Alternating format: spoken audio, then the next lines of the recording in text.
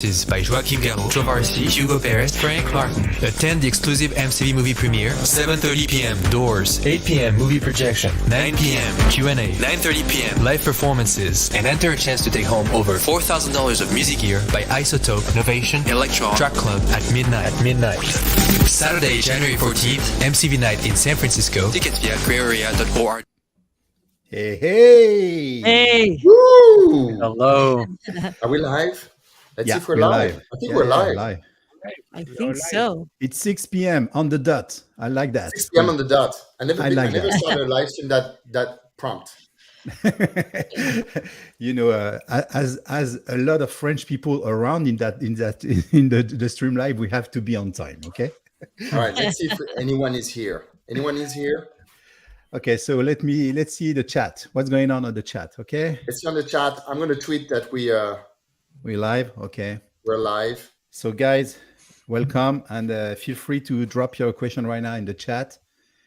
We are all together for 6 hours nonstop. This is like a marathon.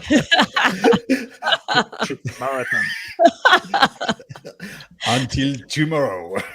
We have Arnaud Gosset right on. Hey, we have a few people. Okay. Arnaud is saying hello. Hello, Arnaud. Welcome, everybody. Yeah. Okay. Devini, Sounds good. Devini is here. Thumbs up. Okay, cool. All right. Well, let's get going. Warm up. Good evening or good morning, wherever you are around the world. My name is Loic Maestracci. Welcome, everyone, to our first live stream of 2023. And we're starting with a bang this year with an exclusive Q&A with 4 incredible and unique electronic artists and musicians. Welcome to Joachim Garraud, Hugo, Trovarsi, and Franck Martin. You will learn about each one of them in a minute. Folks, how are you? Hello. How's it going? We're good. We're so happy to be in your show, and especially because this is a long time you didn't make any show. So we are very proud to be such a pioneer and to start this brand new years with you. And it's a pleasure to share the passion of music we have all together on that channel. Mm-hmm. Very much so. Yes, thanks for having us. This is great. We're pretty pumped for the weekend. We're pumped. Yeah, no. Thank you for being here. And we're going to talk, because there's a reason why we're here today. You know, guys? Yes. They're all joining us to present their Modular California Vibes movie that was filmed last year in the California desert. And it happens that the movie will premiere at the Gray Area Theater in San Francisco this Saturday at 7:30. And in honor of the premiere, we're doing this exclusive Q&A. We'll be able to ask any questions. Not the video I should play. This is where this information. And what's great about this event is you guys, someone wants to talk about what's going to happen on Saturday at the Gray. Hugo is the one. You can explain the situation. Hugo, your turn. All right. Yeah, Saturday we're having a show at Gray Area. So we're going to premiere the movie, the Modular California Vibes movie, which we shot in the spring, and we're going to show you previews off today. And then after the premiere of the movie, we're all getting on stage and we're playing musical sets, one after the other. So there's going to be a whole night of movie and then music. And after the last set at midnight, which will be Joachim, there will be a giveaway. And then we have over $4,000 of giveaways that were generously given to us by our sponsors. So music gear, expect like equipment, software, cool stuff. So if you want to spend a night, hanging out with people who are into music, listening to music, watching movies, hanging out, that's the place to go in San Francisco on Saturday night. Gray Area. Good. So, some really cool giveaways here.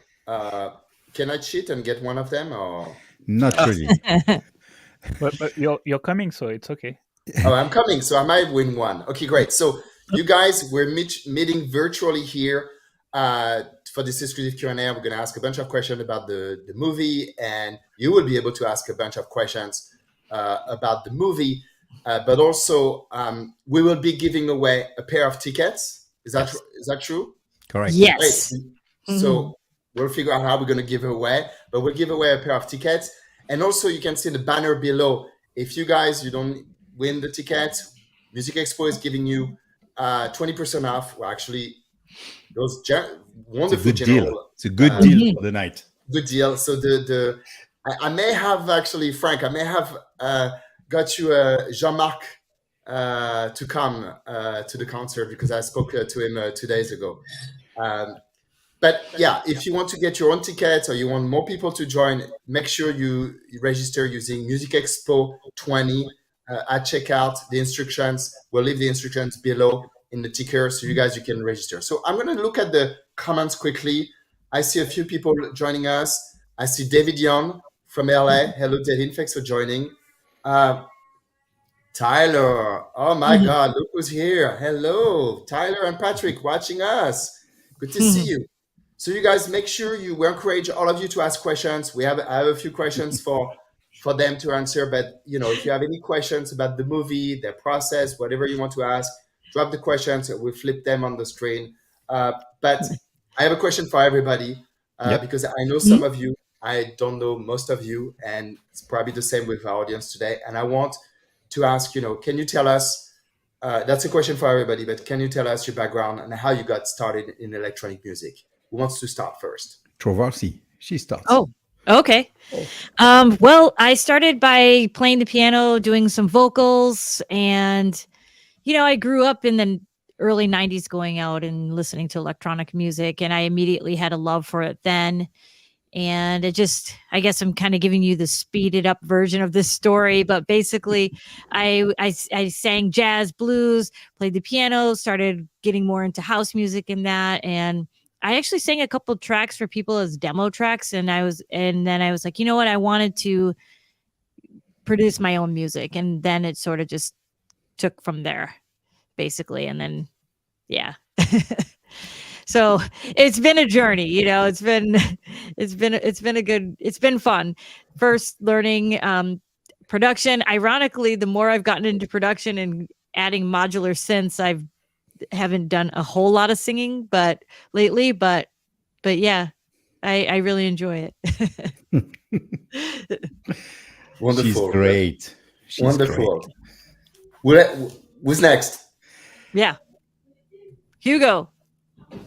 Haha, I'm on the spot. Okay, cool. Yeah. So my uncle, I grew up with my uncle around me and my grandparents where I was a lot, and he had tons of synths. And he was writing electronic music. And so being a kid, I wanted to explore those sounds that sounded so magical to me. So my grandma got me a toy keyboard. That's my first instrument. And I actually found it recently, and it's really endearing, the sounds it makes and how, it's a portable keyboard and has a small speaker on it, and it distorts when you play it. It's so cute. Anyway, fast forward, like Trovarsi, I got a guitar when I was 15 and then started getting in bands, and I've been in bands all my life. I've played, regular, like more standard music, but also like hard rock, bluegrass. I grew up listening to Gabber. My neighbors would bootleg me cassette tapes of Gabber music, which is this hard, fast electronic music from Eastern Europe. And eventually I made my way to San Francisco. I worked for a big scientific project in the United States that won the Nobel Prize of Physics. And then I moved to San Francisco, met Loic, and eventually got signed to a record label as a solo artist in San Francisco. And that's when it started really growing for me. So playing more modular, lots of synths, touring solo for the first time. And I ended up in Portland conceiving and developing the 4MS spherical wavetable navigator, which is a Eurorack module. And now I'm back to music full time, and I have a mixing studio as well. And that's it. Yeah. And a beautiful movie to look back at now, an adventure. So yeah, it's my story. Wait, Gabber? That's like the opposite of what you're doing now. I love it. Yeah. Yeah. And it was such a weird thing because I thought, I heard the music and I was like 7 or 8, and I'm like, finally, there's people in this world that are grown up and they're just as psyched about life as I am. They're just like, yeah. And then one time my friend got the box set of those Gabbard parties, and so there was a VHS, and I put it in, and I thought I would see people on rollerblades in the sunshine, and it's this bare-bone warehouse with dudes with shaved heads and tracksuits just dancing really fast, and I'm like, "What is this?" It made no sense. Yeah. All right, so my turn. I'm lucky to have a classical music education. I learned to play piano and drum at school when I was 6, and then I'm still producing music since that year. So it's a long time now. Since 35 years, I'm producing music. I have different recording studio. I have this one right now, live in LA. You're gonna see some part of the Solar one, which is the LA Good Vibe, the bus. And I'm still DJing also, and producing band and writing music and composing music, and that I'm so lucky to be able to play music every day and compose and producing different guys. It's sometimes I'm doing pop thing for Bob Sinclair, all the French Dutch area. I was lucky also to produce the first album of David Guetta, so it was pretty successful. So, and then I'm still making music with different people, like Vitalik, more into the electronic music, or Jean-Michel Jarre since 1996, and that's it. And your new band, Avoriaz. Yes, I forget. I have a new band, yes, with De Laurentiis, a girl who's producing music, and yes, I'm starting this brand new project, this side project this year. Yes, but I produce so many records, so sometimes I'm forgetting. I love the name, Avoriaz. I love the name. Say the name again. Avoriaz. Avoriaz. It starts with the A, finishing with a Z, and is Avoriaz is a very famous skiing station in the Alps in France. Very cool. Very cool. Frank, you're next.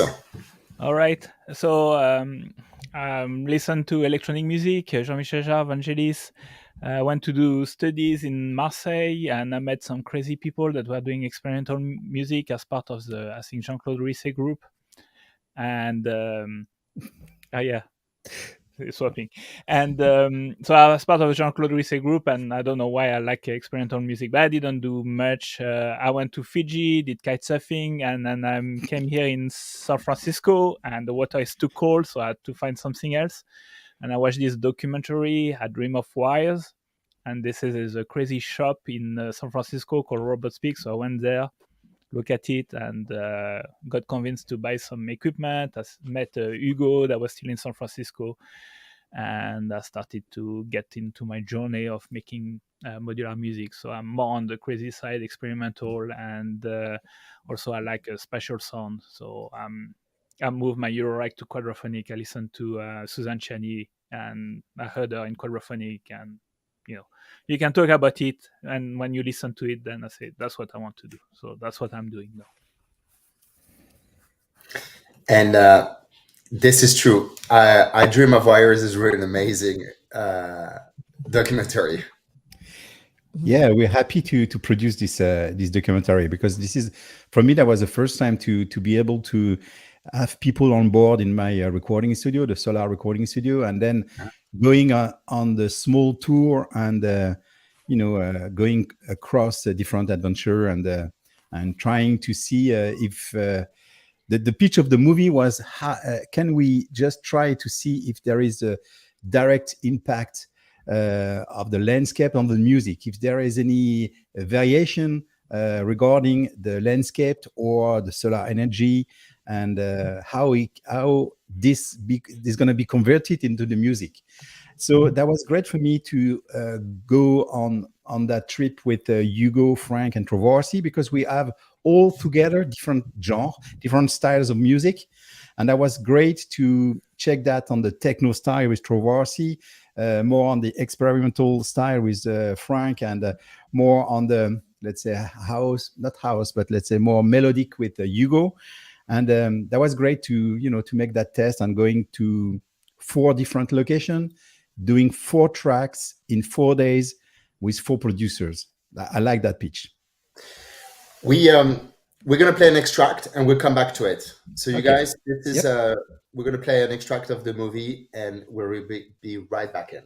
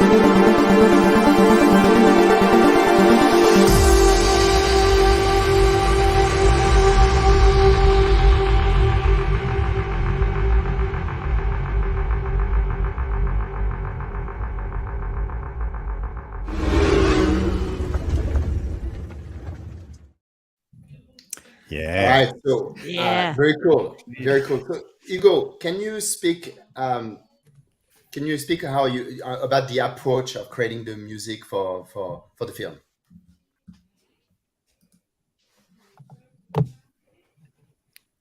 Hugo, you get the question or what? Yeah, I did. Sorry, I was watching the video on the side and I got a lag. Anyway, yes, most definitely.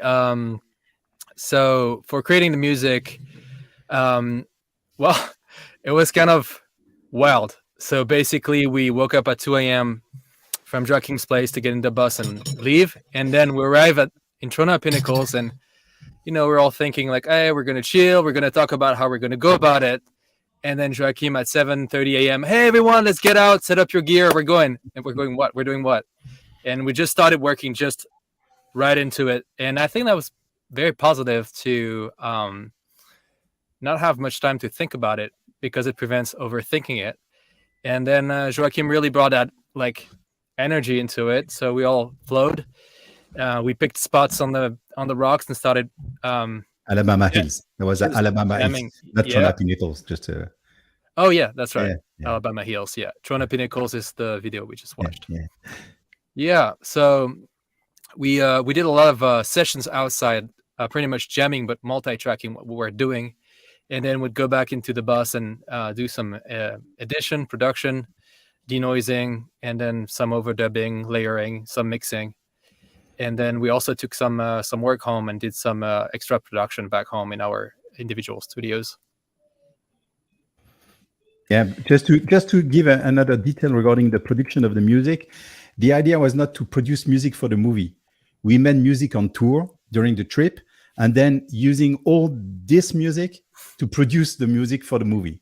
That was not making the music after the trip. So that was making the music during the trip. The music is really part of the trip, and then after mixing and adjusting and mastering and everything for sure, and do a special mix.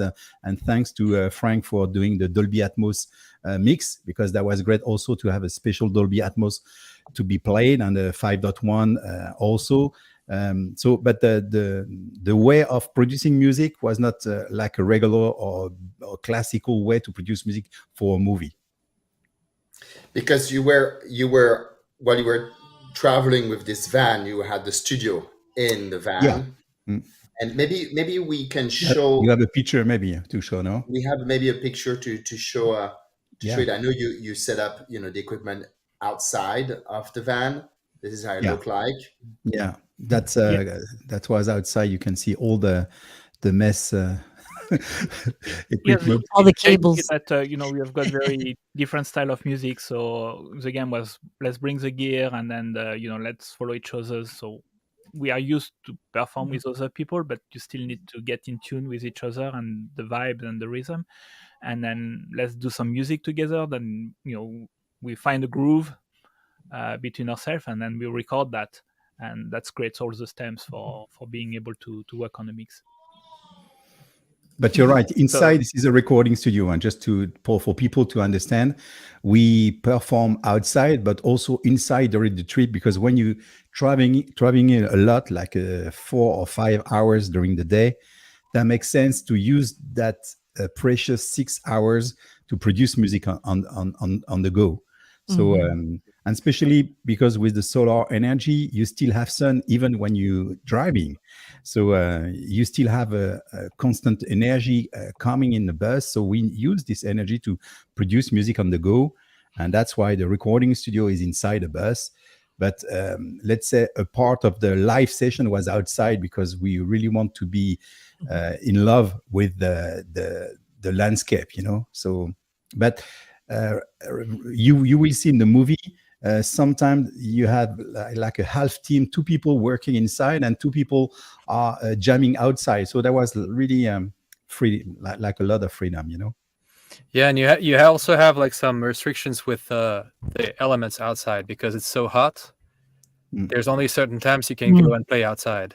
So it's going to be mostly towards the morning and the evening, and so in between, you have all this time to finish producing and come back into the bus and use the studio and the bus to produce.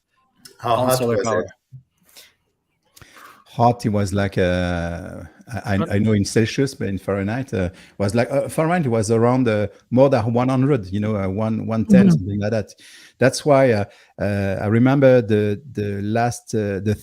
day 3 we were on the special lake called Soggy Dry Lake, and this one was very hot, and we decided to perform outside, but on the top of the mountain. So we had to climb using the buggy to climb on the mountain. So it means that it was a lot of organization and logistical thing just to be able to do like a 20-minute show. You need to go outside for 1 hour, and 1 hour was pretty long in that situation and condition. But Trovarsi, Hugo did it, and Franck did also lots of hiking with gear, right, guys? Yes. I found that the was a really hot one. The air conditioning inside the bus was a little bit struggling, but other place was hot, but not. Yeah, that was fine. It was in March. March is the best timing to enjoy sun and not be so annoying by the heat. Yeah, it's a good constraint too because you have to move fast. You have windows to play and jam, and then you have windows to edit. And so when you're jamming, you have to create in fast. Because even there's us being in the sun and being hot, but there's also the equipment and the dust, and so you have to be mindful of all that. Did you experience any failure? Equipment failure? Yeah. Some cars failures. Oh. Failures. Not with gear though, Joachim. No gear. No gear. See, I had some problem one time because we have 2 failures. One was the last night we decided to perform like 6 or 7 or 8 hours nonstop, and we were connected on a special portable battery, and after 6 hours the battery stopped, like zoom, and then that's right in the middle of our. That's in the middle I forgot about that. Exactly. And I like this part in the movie because we are really into it. You just drop the bass drum back, and then and silence. And when you are outside during the night under the stars, if there is no music at all, you are in the complete silence. So imagine moving from 110 dB to 0 in 1 second. That was something crazy, Yeah. Vibe killer. Yeah, vibe killer. But no, that was great. And also we had some problem with the heat, and the heat on my laptop. That was just before I was able to upgrade on the M1, and the previous MacBook Pro with the sun. The fan was running nonstop, and after a while, it was the CPU was starting to have some problems, especially because we made some recording, multi-track recording, so we were recording like 16 tracks nonstop under the sun, and that was a problem, So how about the gear temperature outside? Did you use fans? No fans. There is no way to get some fresh air when you are in the desert because we put our clothes over it. Remember, Yeah. we had to put our jackets and stuff like that. Like anytime we had like a jacket or a sweater or something, we would just pull clothes off the RV and lay it over the top of the gear and hope it wouldn't melt. We were missing shadows. Yeah, there is no shadow in the desert. Yeah. So that's the thing. Hello, William. I say hello. I can see William is joining us. Pretty early for people who's watching in France, because in France it's 3 a.m., 3:25. So it's good. Good, guys. So, Trovarsi, I wanted to ask you Sure. about the collaboration between the four of you, and what was the vibe in the van? In general, or musically, or all of it? All of it. It was How fun. long was Like the trip, by the way? How long were you in the van? we were in the van for 4 nights, right? We started like well, technically 1 a.m. we started driving one day, right? We left on Sunday and came back on Friday. Yeah. It was a lot of joking around, a lot of just laughing, and yeah, like carrying gear, but everyone was helping, and yeah, it was very light. Like we had like 7 people crammed into this RV, so it could go a lot of different ways, especially like some of us were meeting for the first time, because we had Charles, the driver, we had 2 like a camera person and a video person, and yeah, I think that overall it was pretty light. Like we just worked together, and yeah, I don't know. Do you guys agree? Like I feel like it was a lot of joking, and no, that was good time. We had a lot of fun. Got better. I mean, I learned some words probably not appropriate to say online, but no, please no. No, but we from my side, we had a lot of fun to be all together and to enjoy the situation and to share music. And you know what? Especially the last night, you just have to understand that on the last night we decided to do a special 6 hours or 8 hours nonstop of music, and then we dropped the GPS coordinated on the Instagram 2 days before and said to people, okay, if you want to join us, come to that GPS coordinated. But that was in the middle of nowhere. That was 6 hours or more than 6 hours driving from LA. And then my question say, okay, guys, you know that there is a lot of chance we're going to play only for the rocks. And Trovarsi said something great. She said, we're going to play for each other, and it's going to be good. And we had this good feeling to play each other. The surprise was to see a van coming from nowhere and having a guy in that van coming for the show, and the guy was driving from Santa Cruz. Yep. Yes, 8 hours drive to come for the show, and that was the only guy. He has his own show, and I love the story. It's amazing. That's true. It was great. He hung out and stayed there. And this guy's gonna be on Saturday in Great Area because and you know what? He didn't see the movie right now, so he's gonna discover the movie, and for sure it's part of the movie. So he's gonna see him in for the first time on Saturday. His name is Romain. So so now he has his own song in the movie. You will see Song for Romain. It's amazing. Great story. Yeah. Frank, can you talk about any particular moments while filming in the desert? The get together. So the first one was interesting is moving the equipment. So the thing what was really interesting is that it's a solar bus. So everything is powered to solar. So once we are on location, there's no sound, and we had also portable batteries, so we could move anywhere we wanted and perform from there. So that was really interesting, that, and have also a videographer to do that. So on the first location, we set up in 4 locations, not too far for each other, but the videographer with the drone were moving from one location to the other. When we were in Soggy Dry Lake also, so we decided to take the buggy and then go far away. So I went into the dunes, and that was a really awesome shot. You're alone in the dune and there's really nobody. The buggy and the people hide behind the a hill, and you can see nobody.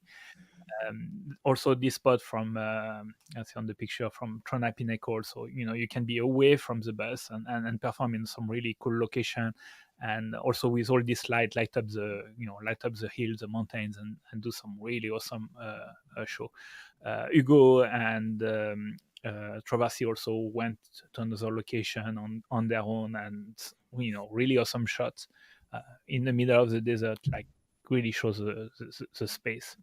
And have our videographer and then drones following up and recording all that, and also recording the music. So that's really awesome. So here you see, typical setup. You see the battery on the floor, you have a speaker, and then and then your gear, and some lights.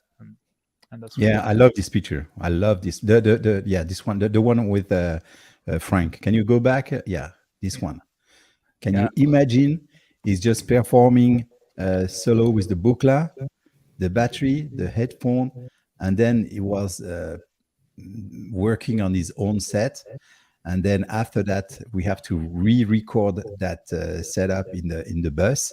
But that was a very crazy moment because he's alone. He's really alone.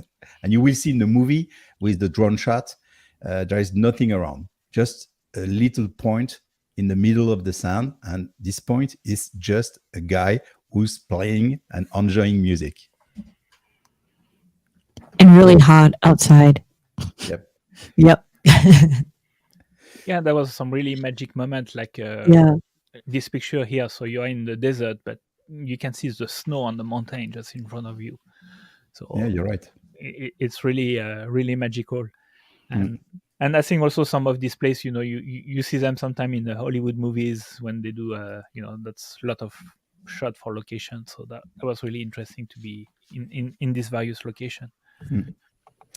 It's not a van, it is a bus, say Lolo. You're right, it's a bus, it's not a van. It's a different size. It's in English, RRV. Yes. So Hugo, I think we touched base on some of the challenges that you guys faced while performing, but can you tell us more, anything we haven't covered, and how you overcame those challenges? Let's see. We talked about a few things.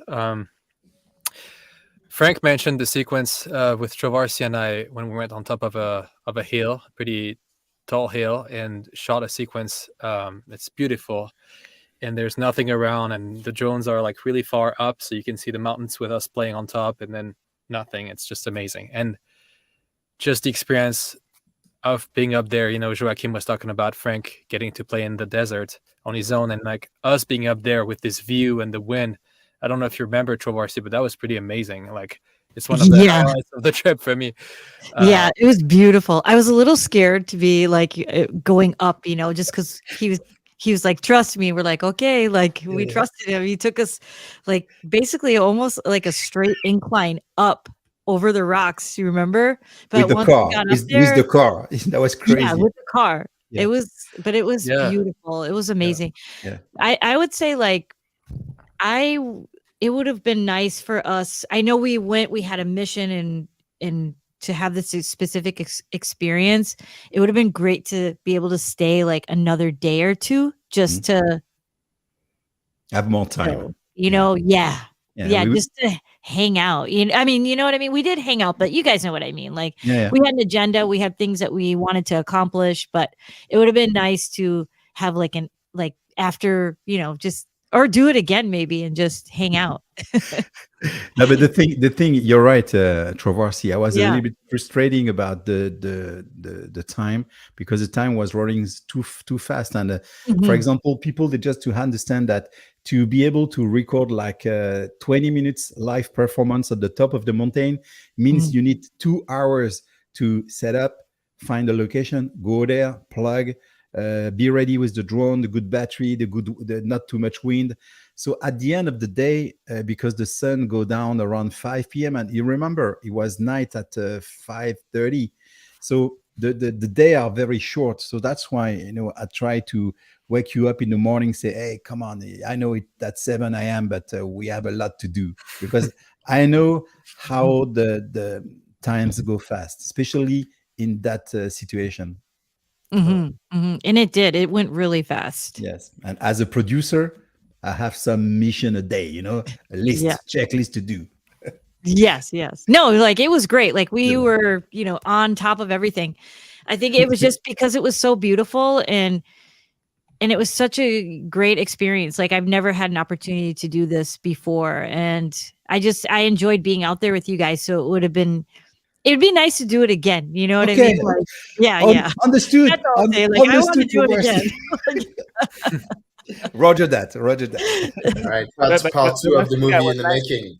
Yeah, one thing was nice is like, Joachim is used to produce. So, you see him at play and, people don't see necessarily they see the 20 minutes of music or the 1 hour music of the concert, but they don't see what's happening behind the scene to get to, just 1 hour. Like, there's 40 minutes on the movie, and that took us like 5 days to do, and see Joachim doing the production. And I learned a lot on production, and also when we were mixing inside the bus and working the track, also see how everybody is working behind the scene and how they produce. It's really interesting. No, but you're right. Maybe we try to do something special. That was the first time I decided to do 4 different locations in 4 days. So we were really in the rush, because when you have like 5 hours between 2 locations, the days are consuming so fast. So I understand. Maybe next time I have to organize better and to be more relaxed on the schedule, and say 2 days per location, and maybe do only 3 locations and do 1 week. It's a good deal. Maybe Trovarsi. Maybe we can find a solution around that. Also, it was the first time for us, so we right. We were all figuring out like what to expect and like what I'm sure that with the perspective of having done it once already, we would be able to manage time in a way where it's not like surprise after surprise, but more like, oh, I know exactly what to expect. Now it's downtime and we're about to jump into something. So I think also it's just because it's so much, like you have novelty left and right. You're playing with people you've never played before. You are in a new environment every day. So even if you get settled in midday, the following day you're starting fresh.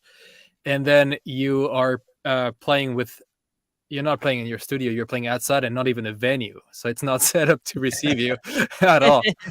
Right. It's actually set up to not receive you. Like it's meant to not receive humans pretty much.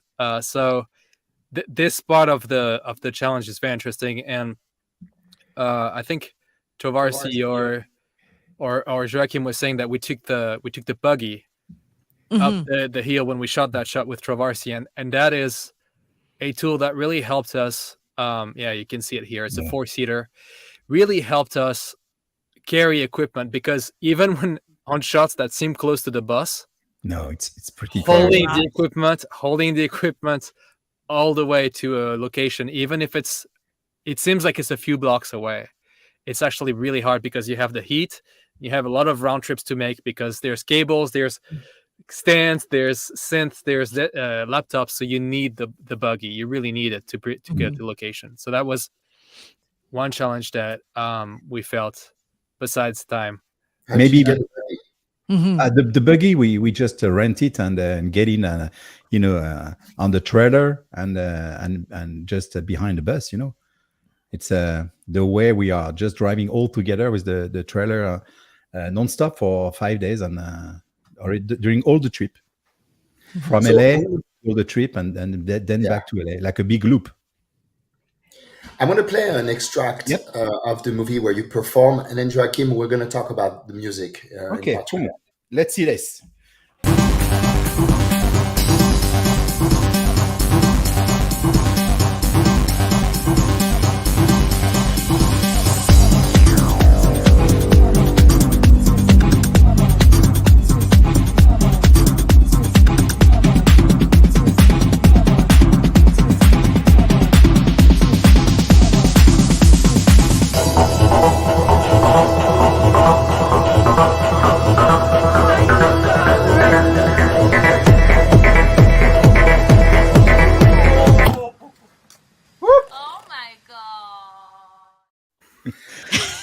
That's the extract you were talking about. Where exactly. That's the moment.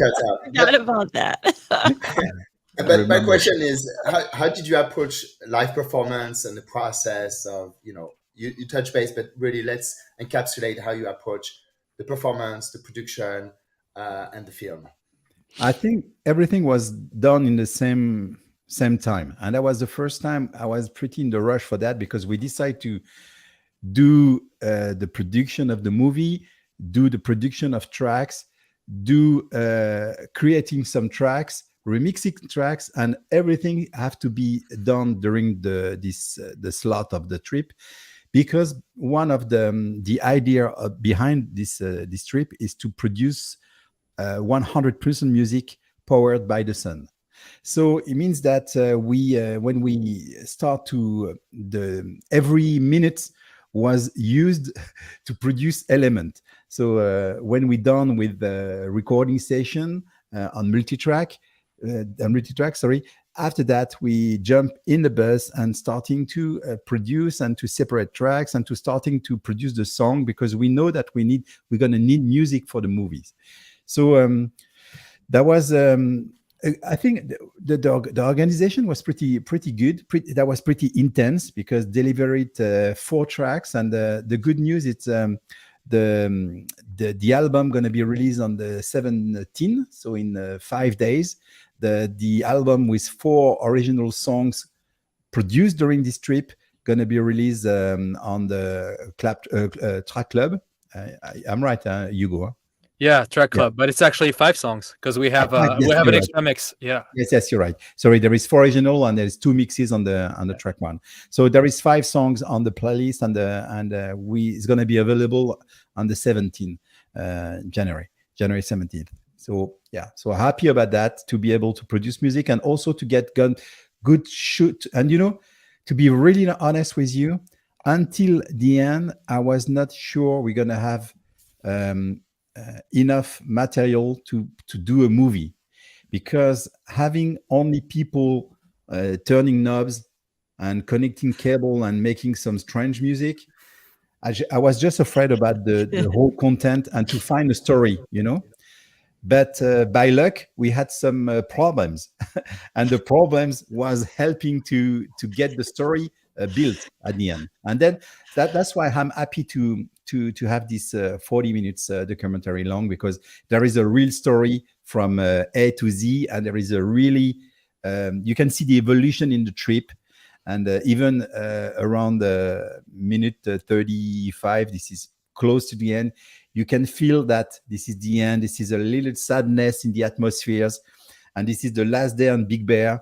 And I like the emotional way of watching this movie. This is not only a techno talking about techno music. This is really a really movie around the trip, and also around the friendship between the 4 producers who start to make music together, because that was the first time we were able to produce music and performing live together. Mm-hmm. Yeah, so it's very special as a movie, I think, because it's a musical documentary, but it also involves nature and adventure, which is usually rare with that setting. But also, I think what's very special about it is that it's not a movie for musicians. Like you'll see a lot of things. If you're a musician, you'll catch a lot of things. But our hope was really to make something that, whether you make music or not, you feel like you spent those 4 days with us in the bus, and you went on those mountains with us, and you had those challenges with us, and you had fun with us, just as if you were an adventure. And I think that's one of the elements that I'm the most proud of, is that anyone, no matter what situation they're in, can join and experience that with us. And that was important. You're right. So no, man. So I'm happy to share this movie with people, and on Saturday in Gray Area, that's going to be the perfect location, because we were looking for a location with a theater, but also to be able to make people dancing and to perform and also to play music. So having a location for theater, for watching a movie, for having quadrophony set up for Franck, and doing some different music with Hugo, Trovarsi, and I, the gray area was the good location. And even if there is a bad weather, because we all know that this is not the perfect weather right now, we just encourage everybody to come to see the movie and then to have fun with us. The best way to stay away from the rain. Exact. The Yes. Gray Area Theater in San Francisco is an iconic theater in the Mission District. Great restaurants around. So I put the information below. Modular California Vibes. You've seen some extracts tonight, but it will be premiering at the Gray Area in San Francisco this Saturday, January 14 at 7:30 Pacific time. Not only will be the movie, but you guys are going to perform. How much time you're going to perform, each one of you? It's going to be around the 30 to 45 minutes each. And so, it's what we have in mind right now. Then, because we want to do the raffle at midnight, and I'm play last. Maybe I'm gonna be the one to shorter my time setup, because I want to be on time and to do the raffle at midnight. So let's say that's the raffle. Yeah, that's a raffle to for the giveaways. The 4,200. Yes, that you see right now on the screen. So so it's around, let's say, around the 30 minutes each. And between each setup, each performance, we will need like 2, 3, 5 minutes maximum to do the change. I think we're good. I think we did it already a few months ago at Cineplex in LA, and that was not the same thing because the movie was not on the big screen. That was a different way. But right now, this is the first time we're gonna do like a real premiere, and that's why we are excited to do this in SF, which is the capital city of the electronic music. No, I'm wrong or what? It is. It is. Come on. It is. It's a great town for electronic music. Yeah, electronic music was started in SF also, with you had at Berkeley with Buchla, and Stanford with Karma and Dave Smith, and you've got a lot of manufacturers here, and the San Francisco Tape Music Center, that was the first pioneer of electronic experimental music. I dropped the link in the chat because I see Arnaud ask where we can find the ticket. So just click over here. Okay, guys. Thank you, Joachim. Thank you for dropping. Okay. You got it. Grayarea.org, and then you'll find but I've dropped the direct link. It's better. And talking about, I just want to add something very quick. Talking about the SF and San Francisco historical point of view regarding electronic music, I'm gonna do a special show on Saturday, including some video from the past. And those movie video from the past are some iconic part of Bob Moog explain what's, for example, is a synthesizer. So I've sampled those part of the movie. I shot that thing. I just sampled this. I drop it and grid it to be on the grid, and then I'm able to play it on the beat. And so that's great because you have a huge kick drum, like boom, boom, and you have like Bob Moog playing da-da-dun, da-da-dun, da-da-dun, da-da-dun, and this is on the beat, So you will see this. I'm very happy, very excited to do that for the first time in SF on Saturday. We get a bit of a preview of what's happening on Saturday. So we have a few more minutes before we wrap this up, and this is a question I ask every time we're interviewed. There's a couple of things, I love to ask, when we have artists is, well, first we talk about electronic music, and there's the music, and then there's the gear, and I love to ask the same question for everybody: is, can you speak about your favorite gear or software that you liked or you use on the road during filming the movie? Okay, so I can show what it's pretty easy for me because I have everything already. So it's on the camera numéro 888 on this one. Yeah, so the Moog, the Sub 37 sequential was with me nonstop. This is the best bass synthesizer for me to playing bass line, and I really love this synth. And I have but I was not able to bring it because the Percon was not released, but now is released. So let's say if I have to choose two of them, and if we're going to do a Modular California Vibe Volume 2, it's going to be Percon and Mog. That's it for me. Trovarsi? For me, well, I brought my modular case, which is a 94 14U case that I actually designed with another artist. And so that's like essential for me. I always have that case. And in there, one of the main pieces, which we actually used as well, was the WMD performance mixer, because it has that DB25. So it helped us to be able to multi-track some tracks. And my sequencer, I always use the vector sequencer because it's so deep, but it's simple to use at the same time, if that makes any sense. Like I love using it to sequence melodies, but yeah, the case is definitely, I mean, obviously the modules that go in it, but the case is a big thing for me because it's easier for me to carry. I know that climbing those mountains, thank you again, Hugo, for helping me because he was really helping me carry that.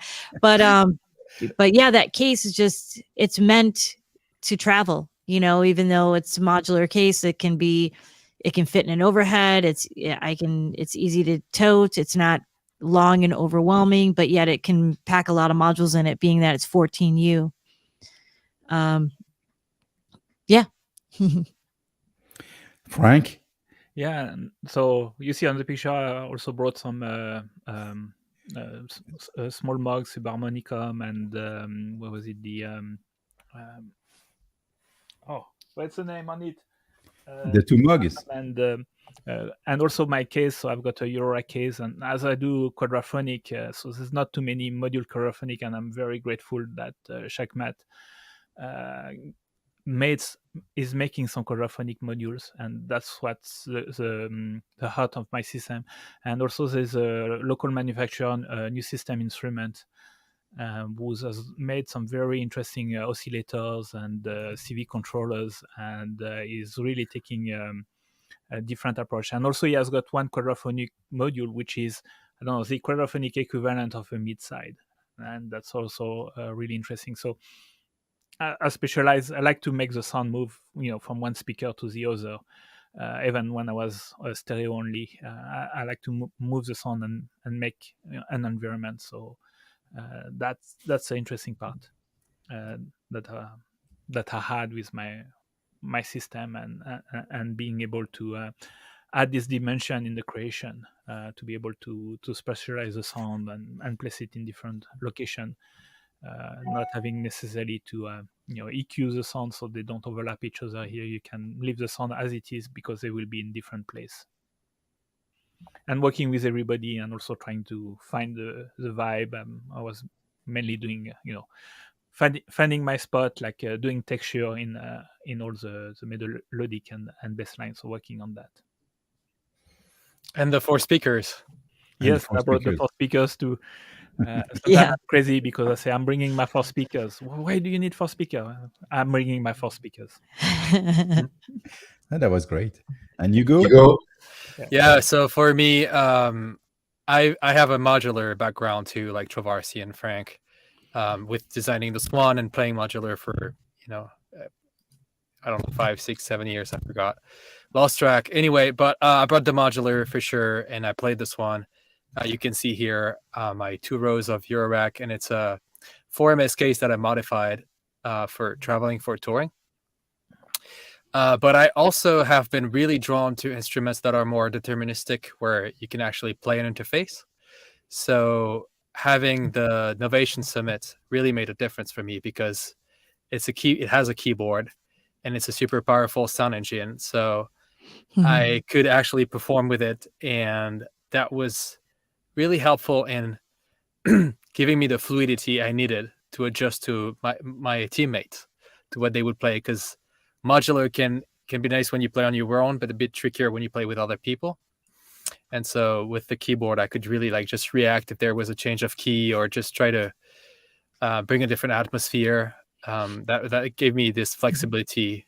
And then I could rely on Franck, for example, to bring all the sound design and texture in quad around, or rely on Joachim to bring the beat with his Torres drum machine, or Trovarsi to bring some bass line, some acid bass line, or stuff like that. So I think that it's more than a piece of gear that would stand on its own. It's really how we complemented each other that makes it key in this project. And for me, it was also playability. So yeah, the Summit. And then I used some software too on the bus. I used the Isotope, RX, definitely, to denoise some of our takes, both vocal and music.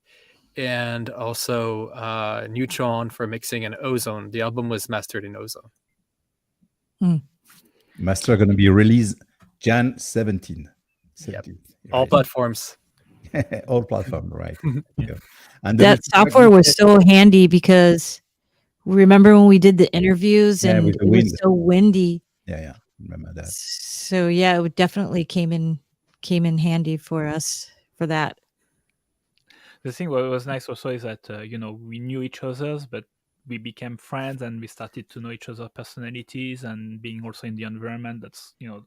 That's all this feeling that you can't quantify music. So you can talk about technicalities, but that feelings getting together and then being able to express it in the music, that's something new. That's what creates magic music. Franck, as you were spending more time together, did you feel like a more the vibe changing, the way you all collaborated and interacted, and that translated into the music you were playing? Yes, there was a bit of that. I think for me in the beginning, I was a little bit, I don't know, scared or not knowing fully my place, because I understand less techno music. Less techno. I listen to it, but I don't have like a formal music background, so I understand chords, I understand scale, but I don't know to practice it. And they were here, and then they say, okay, let's play in the scale of C and C minor, and now, okay, what's that?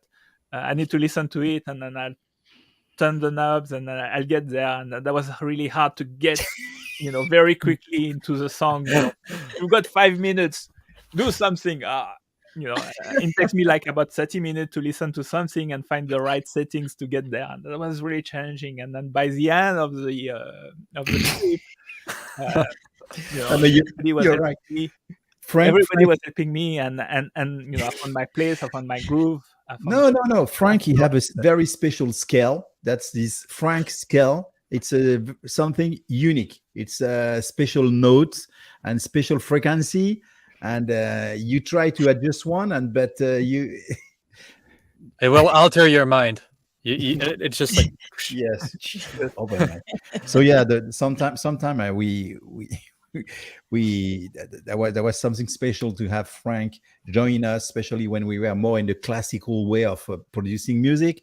And Franck was there, and that was great because having him doing some texture also helped us to go in the different direction, the global thing. So I hope that people gonna see this in the movie also, to see that sharing music is sharing, is really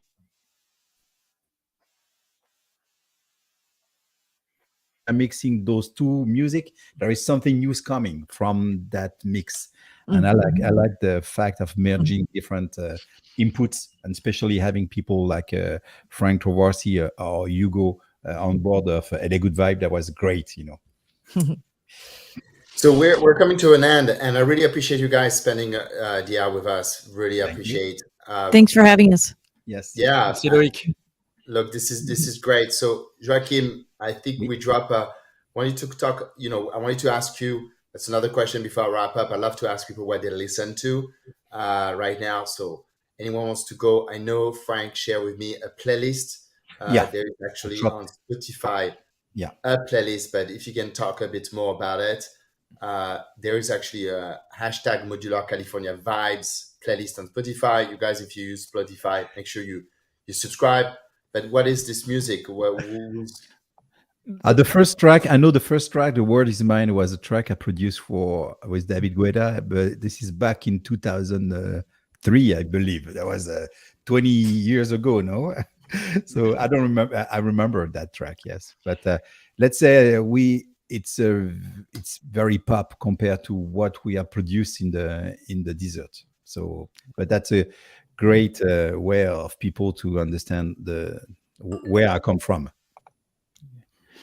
Yes, the game was to give a sample of everyone music, so you can go But there. I released the 6th album since that day, but that's cool. That's okay. And also, for me, when I'm listening, I've got also another playlist on Spotify, which is all modular synthesizer with a ton of friends that do modular synthesizer all over the world. And so if you're interested in modular synthesizer music, go Modular California Vibes, and then from there you can jump to the other playlist that I have on modular synthesizer. And, so and just it's wide variety, from noise to techno. Just say thanks to Dr. Brandy and Nunez. Congratulations on the movie, everyone, and the Beowulf music. That's great. Thanks, guys. And Hugo, what are you listening to? What am I listening to? Well, I'm listening to a lot of my own music, and it's not for being narcissistic, but it's because I'm working on a new album for next year. So I'm listening to it a lot and trying to finish it. Yeah. But when I'm done, I like to go back to the playlist that Frank put together for us. Those are great. When I'm done, I like to listen to Trovarsi stuff live. When she's doing her live, I like that. This is like half an hour, and I like that. Thanks, I appreciate that. No, really, for real, I like that. It's great. So, Trovarsi, what are you listening to? You are the last one to answer. In general, I guess. Well, I've always been big into techno, but I love house music too, and I've been listening to a lot of house and deep house lately. So, some of my live productions have been kind of leaning into that too. So, one label I've been kind of listening to was Shall Not Fade. They have some, cool. Like Felipe Gordon and things like that. Yeah, but I listen to everything, I listen to classical, I listen to jazz, I listen to techno and house and all of it. And yeah, the playlist is a nice array of sounds, especially. Yeah. So, yeah. Okay, guys. Don't we have to give some tickets now? We can give away some tickets, or maybe we can do offline to people register, whatever, anyone. It's your show. It's your show. You decide. Anyone is in San Francisco, because one of the conditions is to be in San Francisco on Saturday. Yeah. Anyone is in San Francisco right now? Drop a 1 if you're in San Francisco. So we have some guy from Marabout from. Okay, thank you. Anyone from San Francisco? 1, 2, 3. I know there's a bit of delay. Beowulf music sounds like somebody. He's actually in Charlotte, North Carolina. Right. All that's gone. Well, all that's gone. Maybe you want to go see the movie on Saturday? Yeah. All that gone is in San Francisco. All that gone is in San Francisco. Okay, so 2 tickets for All That Guns. All That's Gone. If you are in San Francisco, you get 2 tickets for the show on Saturday. Yeah, good.